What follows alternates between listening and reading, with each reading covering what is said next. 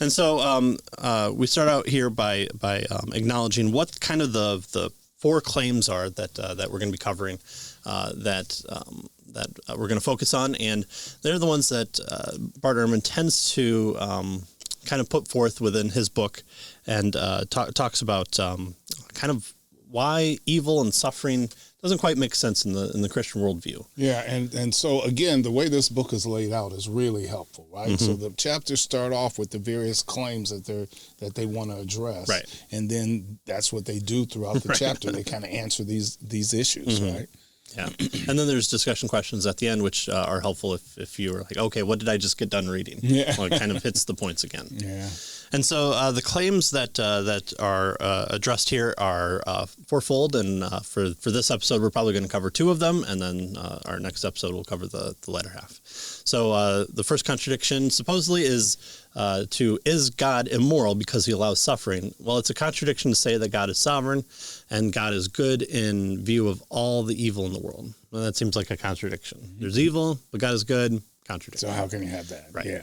The second one is the Bible contains many different answers to the problem of why there is suffering, why is there evil in the world, and many of these answers contradict one another. Right. That's the claim. Yeah. Third, the Bible's explanations for suffering and evil are not satisfying. Right. I don't like those. That's right. And fourth, the God of the Bible is immoral, therefore he cannot exist. Yeah. Big claims. Yeah. And so they kind of the introduction here to this chapter, they start off by giving us what they call Bart Ehrman's problem, right? So remember most of the stuff that they're dealing with comes from his book, Ehrman's book, God's Problem. So they start off with Bart Ehrman's problem, right? And they say that Bart Ehrman is an expert in the study of ancient biblical manuscripts, right? I mean, that's his forte, that's his expertise, and that sort of thing. And it's commendable that Ehrman interacts so much with the biblical material. He takes the Bible seriously. He just doesn't believe most of what it says. Sure, right. So yes, he studies the Bible, he interacts with it, but he takes it seriously, but he just doesn't believe it. Right.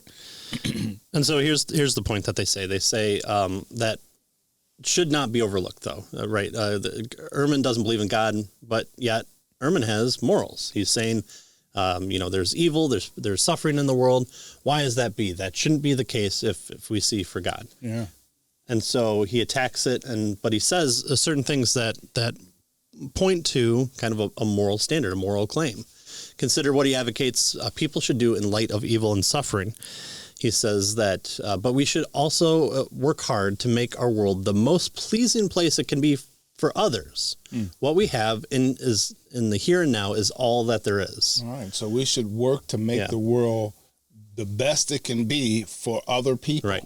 Wow. And that's commendable. Right. That's commendable. Well, and here's the problem though, is that it's not Bart Ehrman can't have these opinions, right? He can't just have these same type of internal monologues that everyone else has. The problem is he's not a philosopher. He's not a theologian. So why is he waxing poetically when it comes to this? When he's a textual critic? Quite frankly, everybody's a philosopher, but there are some that are better than others. Okay, Animal Farm of philosophy. So according to Ehrman, we should help others. Wow, what a commendable thing, right? So who wouldn't want our authors tells us who wouldn't want to argue with him here? But here's the problem. Ehrman, and here it is, Ehrman never explains in light of his worldview why humans should try and relieve suffering in other humans. Yeah. So that's the key here. Yeah. Why should we do that? I mean, so what, So he makes a forceful case that the God of the Bible is wrong on account of his actions in the face of egregious evil and suffering. But he never explains the basis for his moral outrage. Right. It's kind of if you're kind of talking in the Western world of things, you should say like all people should have access to healthcare. Yeah. But then you go over to the parts of the world that don't have electricity or running water, and you go, what's healthcare? So who are you talking to? Like I'm sure we could probably come to some type of agreement with that statement. Be kind to people. Try and help other people. Right. But where does that come from? Other than just, I like chocolate. Well, I like chocolate too. That's a good thing. Yeah, so the issue here is the basis, and this is I think a powerful critique of Erdman here, right? And of actually all naturalism, and we've seen this before in some of the other books that we've worked through, right? Do they really have a basis? Do they have a foundation that allows for morality? Can you say morality exists in your worldview?